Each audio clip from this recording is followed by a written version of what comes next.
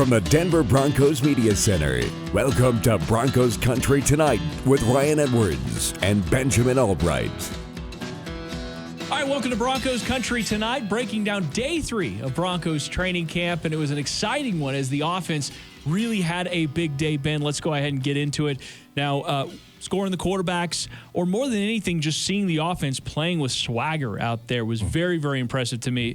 Drew Lock had the play of the day, a deep touchdown, 50 yards to KJ Hamler. And what was so cool about that, really, is that's exactly kind of what KJ Hamler is supposed to be, taking the top off of the defense.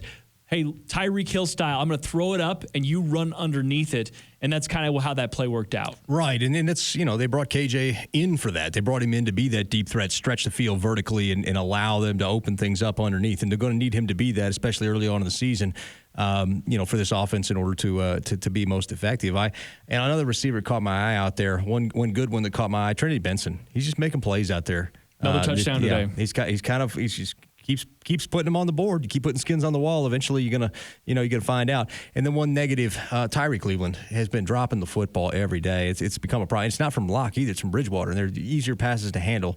So I'm not sure what's going on there, but he's been plagued with the drops early. Needs to get that cleaned up pretty quick. Well, it's a big challenge too, because when you're seeing the other wide receivers eat, if you're the one guy, that becomes, you stick out sort of like a sore thumb. Becomes noticeable. Yeah, where you're seeing Jerry Jeudy, KJ Hamler. Cortland Sutton didn't have much going on today. That's not something to freak out about. I think there's going to be some days where it's just going to be like that. Noah Fant was very busy today, but you're right. The pass catchers today all showed up big, but Tyree Cleveland is kind of the one guy that is sort of like, okay, well, it's just not quite there. But hey, listen, I mean, when you're getting big plays out of other guys, and we said this on yesterday's show, that there's an opportunity here to spread the ball around. It doesn't have to be where it's we have a wide receiver 1 pecking order to wide receiver 2 to tight end 1. It doesn't have to be like that. This offense could function very, very well if they're moving the ball around. Well, yeah, and it starts up front. It's not just the receivers. It starts up front. The offensive line had a rather poor day on day 2, and then come in today, and they stood him up. You saw Lloyd Cushenberry even stepping it up. You talked about that pancake block on Alexander Johnson.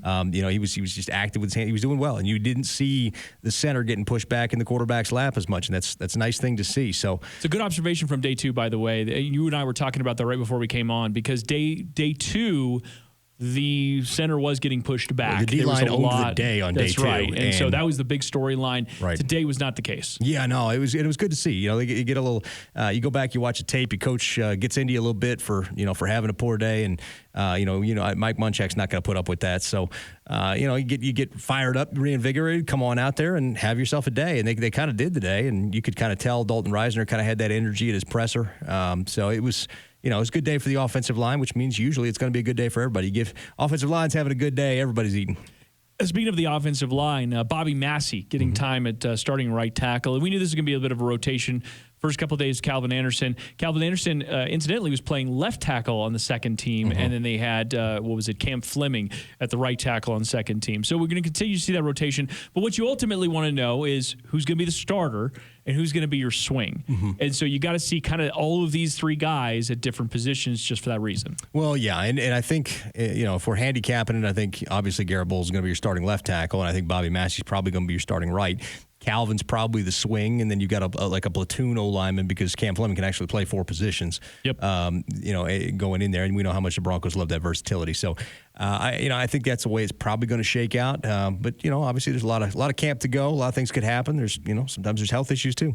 I thought the offense in general today was just so much energy. They were out there cheering each other on. They were fired up. It's most of the time we're used to the defense being like that, being very vocal, sort of talking a little bit of trash and whooping their guys up. But in this case, the offense, especially when Lloyd Cushenberry had that pancake block on Alexander Johnson, but even other moments, it wasn't just the touchdowns, just any plays. It seemed like they were kind of really behind it, and there was just an energy from the offense that I really haven't seen very much over the last few years. Starts up front. You get great blocking. That means you get time. That means you're opening up running lanes. It means you get time to throw. It means you get time for receivers to get downfield and get open, and everybody loves it. So it really does. It starts up front when the offensive line has a day like today, I think. Now, part of that was bolstered by the fact you had some guys out. Von Miller and Shelby Harris were doing veteran rest days. K-Jack got a veteran rest day. But I thought it was a good day by the offensive line overall. Absolutely. Let's talk a little about the defense.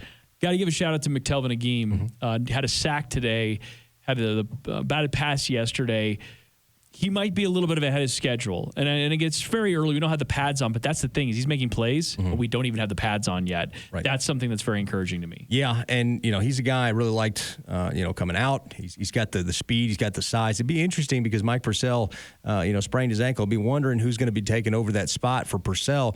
Again, you got to maybe give him a shot. He's got the size to be able to do it. Absolutely. And again, you're thinking about, okay, third-round pick, year 2 to year 3 is about that spot where you want to see them take a little bit of a step forward. We already know what Draymond Jones is, and he has been fantastic so far, and I can't wait till the pads come on just to see how really good he can be. Plus, it'll be a good test up there on that offensive line. But, yeah, McTelvin Agim, there's something there. And, again, Shelby Harris, like I said, having a vet rest day as well. Mike Purcell banged up on his ankle. Hopefully that's not too serious. I'm hearing it's not, but we'll see. But the point is on the defensive side, the defensive line is going to be such an anchor for this team. And you saw even today with the secondary, I'm not saying that they're having communication issues, but they're going up against some really talented receivers. And that's just basically what the NFL is anymore. Yeah, it's just a treat to watch, honestly, because there's so many talented players on both sides of the ball here. We talk about the secondary of this defense, but they're up against some pretty good receivers, When the Broncos get the quarterback situation settled, this thing could be something. And, it's just fun to watch these battles. Jerry Jeudy put Callahan on spin cycle, and it's fun because, Jerry's a good route runner. Bryce is a good corner. And so it's fun to kind of see these guys go out there and put the moves on, and it just felt fun today. Yesterday there was kind of a down energy about it. Today felt like a good day. I agree, and so on that, to just point out the thing here, Jerry Jeudy made that play with Drew Lock throwing on the ball. A few plays later, when Teddy Bridgewater was out there, he beat Pat Surtain on a deep cross. Yep.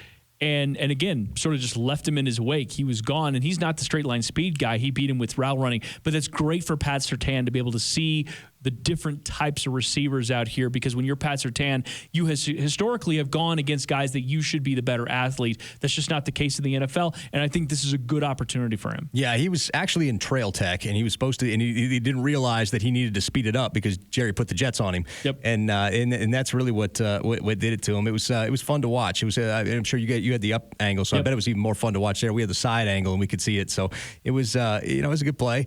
Jerry Jeudy's going to be special this year. You just got to get the ball in his hands and let him create. You got to find ways to do that. You got enough athletes on this team that's what you need. Your philosophy should be that. Not we're going to run my offense. It's like let's find ways to get the ball in the hands of these playmakers and let them create.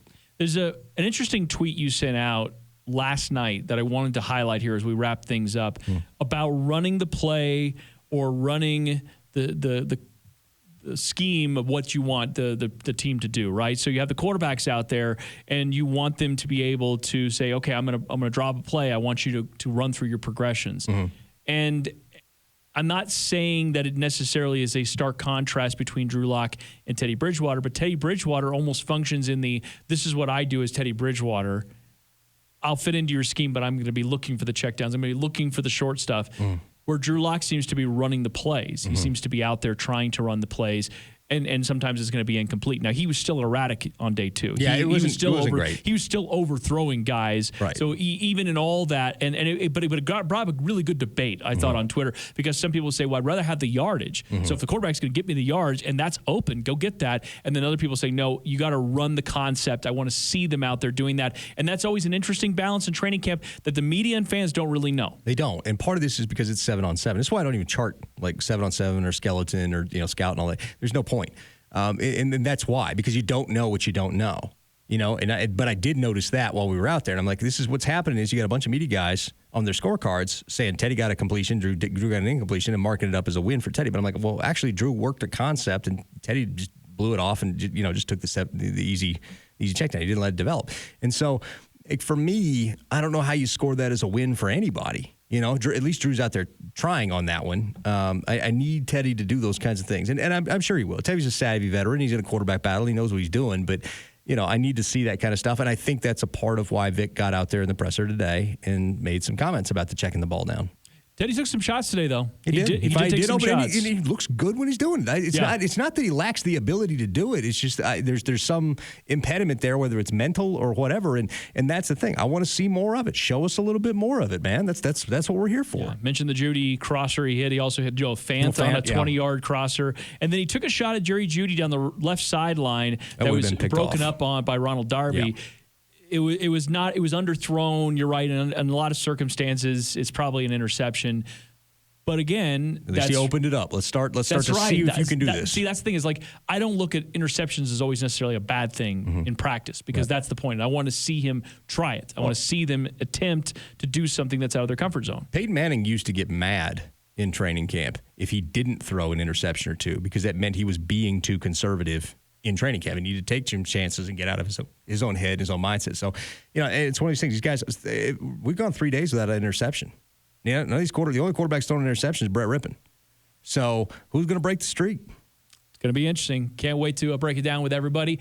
That does it for us on day 3. Of course, we'll be back for day 4. Keep it locked right here on the Broncos YouTube channel and DenverBroncos.com, as well as BroncosCountryTonight.com for all the updates.